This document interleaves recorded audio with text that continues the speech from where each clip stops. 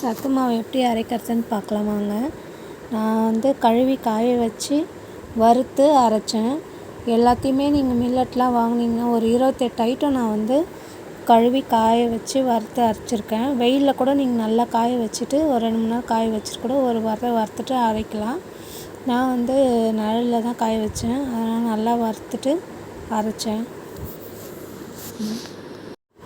ராகி கம்பு மட்டும் ஒரு அரை கிலோ எடுத்துக்கோங்க. மிச்சதெல்லாம் 200 கிராம், அப்புறம் 100 கிராம் எடுத்துக்கோங்க. பாதாம், முந்திரி இதெல்லாம் மட்டும் நீங்கள் எல்லாத்தையுமே வறுத்துட்டு நல்லா ஆற வச்சுட்டு அதுக்கப்புறமா அரைக்க கொடுங்க.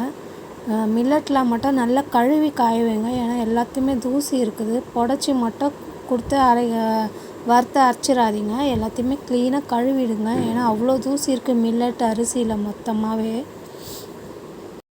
பிடிச்சிருந்தால் லைக் பண்ணுங்கள், சப்ஸ்கிரைப் பண்ணுங்கள். தேங்க்ஸ் ஃபார் வாட்சிங்.